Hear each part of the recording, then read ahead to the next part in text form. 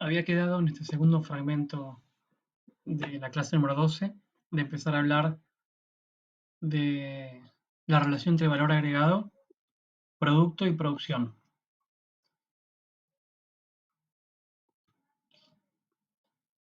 A ver, esto lo vamos a hacer como es el texto en función de dos casos. En primer lugar, de la producción hacia adentro de una empresa y por otro lado, el desplazamiento de un bien a través de diferentes etapas productivas. Ahora, supongamos que esta empresa imaginaria compra insumos necesarios para producir, al cual vamos a llamar bienes intermedios, los insumos. A esos bienes de la empresa, esa empresa lo que va a hacer es agregarle el trabajo de sus empleados, le va a agregar el alquiler del galpón que usa, de la oficina que usa, y le va a agregar la ganancia a los empresarios que tienen la función de reunir los factores productivos, aportar el capital, dirigir la empresa. Esos tres elementos que el empresario le va a agregar a los insumos, a los bienes intermedios, son los que conforman el valor agregado de esa empresa. Retengan por favor ese concepto. Los factores productivos que transforman y trabajan esos insumos en cada empresa son ese valor agregado y se calculan por sus costos, por los pagos en salarios, en alquileres y ganancias. ¿eh? Así que noten que estos tres elementos agregados por la empresa no fueron producidos por nadie anteriormente. Es lo que aporta, el valor que aporta, el valor que agrega esa empresa particular. Reunidos constituyen, como dije, valor agregado y el producto de esa empresa. En cambio, cuando hablamos de producción, a diferencia de producto, cuando hablamos de producción de la empresa, acá hay un matiz que quiero que diferencien. Porque cuando hablamos de producción, no estamos haciendo referencia solo a los factores productivos que transformaron el producto. Digamos un helado, por no decir el lápiz que ya dijimos antes. Digamos un lápiz, así no hablamos de comida. Sino que también estamos incluyendo en la producción de la empresa a las materias primas, es decir, a los distintos insumos que fueron los bienes intermedios que esos factores productivos utilizaron para producir nuevos bienes. Por eso producto y valor agregado son equivalentes y no son lo mismo que producción, porque producción incluye tanto lo que aportaron factores productivos como los insumos, el costo de los insumos utilizados para finalmente llegar al producto final. Entonces, cuando hablamos de producción, tenemos que hacer la sumatoria de lo que produjo esa empresa como si fueran unidades producidas. ¿Cuánto costaron las pizzas? ¿Cuánto produjo en términos de pizzas y el costo de esa pizza? Y en ese pizza ya va a estar solamente, no va a estar solamente los salarios, la ganancia y el alquiler, sino también, como dije, los insumos. ¿Entienden? Entonces, producto y valor agregado por un lado y producción por el otro. Un dato más. Se llama producción bruta al cálculo del costo de los insumos y al costo de valor agregado de factores productivos, pero sin haber calculado, sin incluir en el costo en la producción total, sin incluir la amortización de los equipos que tiene la fábrica. Es decir, la amortización del desgaste de las herramientas que pierden valor en cada ciclo económico. Nosotros no vamos a tomar en el examen igualmente eh, producción bruta, etcétera. Pero que es con la idea de que cuando se habla de producto bruto es sin tener en cuenta los costos de amortizar el capital, la maquinaria, etcétera. El desgaste que contablemente se le descuenta un pedazo de valor a todo el capital que tiene la fábrica. Ahora bien, miremos el fenómeno este del producto, de la producción, de valor agregado desde el punto de vista de un bien que pasa por distintas etapas productivas. Pensemos en otro ejemplo, pensemos en el trigo. El trigo es un producto final de la actividad agrícola, que usa insumos y que usa factores productivos. Pero desde el punto de vista del molino que compra ese trigo, el trigo solamente es un insumo más para hacer el pan, además del agua, de la sal, etc., al que le va a agregar también trabajo, capital y recursos naturales. A su vez, la harina que sale del molino va a ser a su vez un insumo para la industria de alimentos. que va a hacer galletitas, y le va a agregar factores productivos, tierra, trabajo y capital. Y por último está el supermercado, que compra la galletita y es una especie de un insumo, un, un, un elemento que va a poner a disposición en su comercio, al cual le va a agregar también un galpón, un local, trabajadores y aporte de capital en heladeras, en toda la infraestructura que hace falta para tener un supermercado. Ahora, en este cálculo,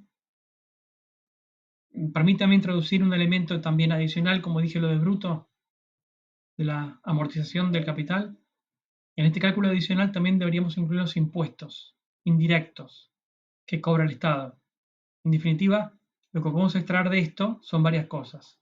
En primer lugar, que si sumamos todas las producciones en cada etapa de la actividad agrícola, del molino, de la fábrica de galletitas, podríamos poner también el mayorista que lleva la producción de la fábrica al supermercado,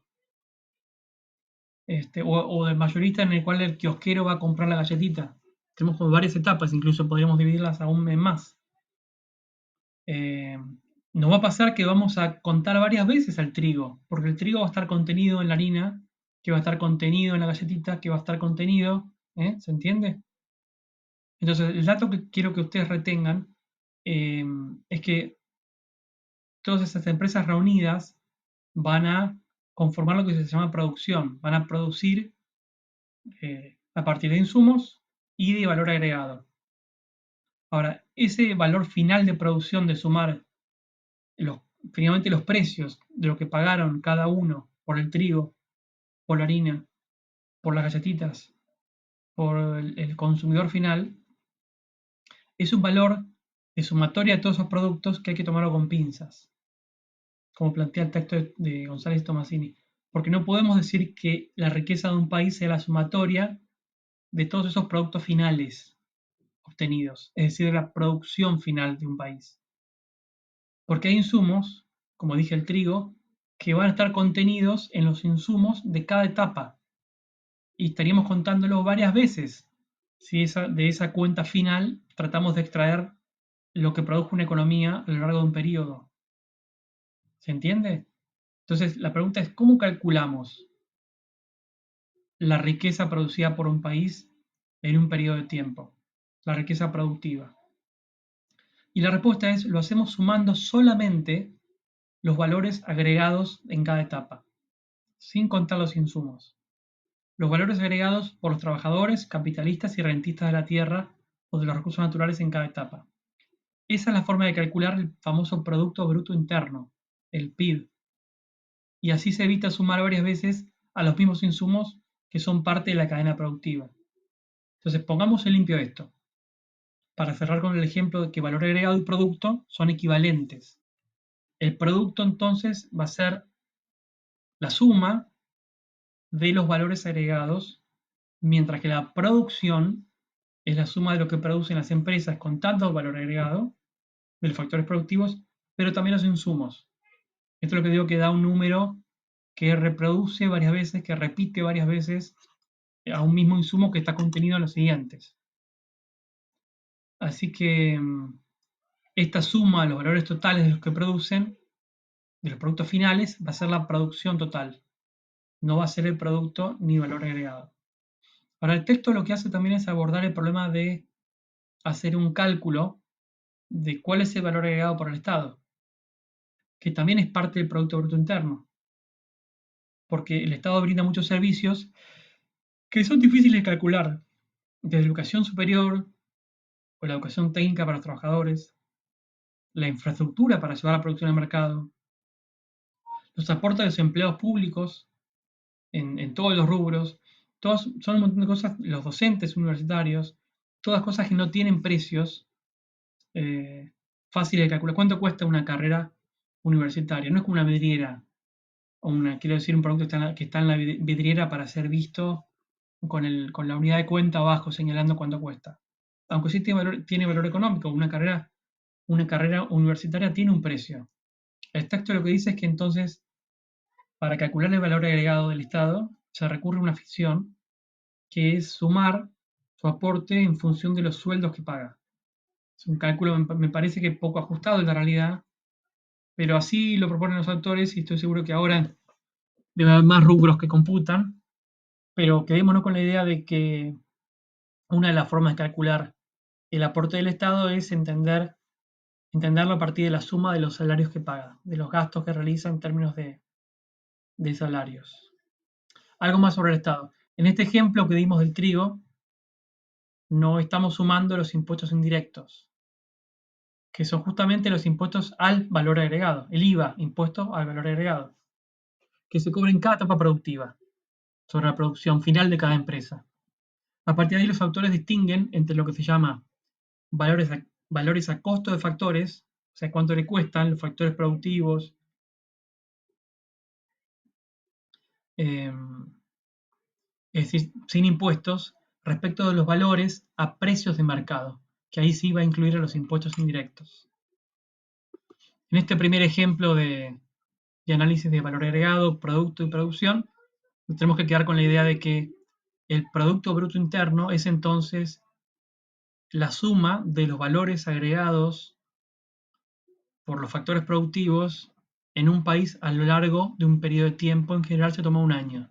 Ahí tienen la explicitación de qué es el Producto Bruto Interno. Y la diferenciación adicional tiene que ver con el Producto Bruto per cápita, que es la división de todo ese Producto Bruto Interno generado por un país a lo largo de un año, dividida la cantidad de población. Ese cálculo del Producto Bruto per cápita lo que nos va a decir es, en promedio, siempre en promedio, qué tan rico, qué tan productivo es ese país, cuánta riqueza se genera en ese país a lo largo de un año.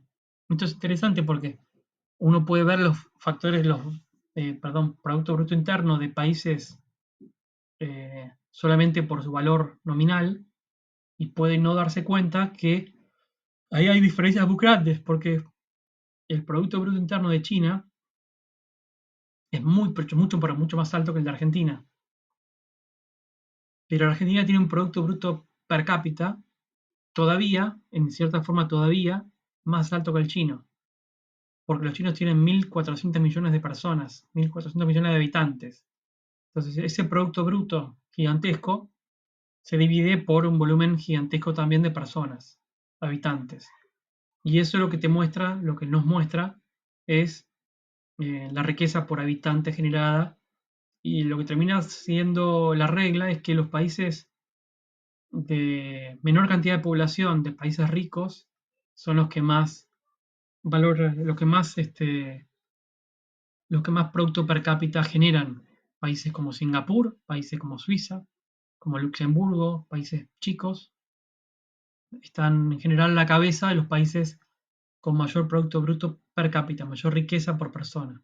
Y recién después vienen Estados Unidos, Alemania y otros grupos de países ya ahí más poblados. Dejamos acá este fragmento y después seguimos con esta clase en el fragmento número 2.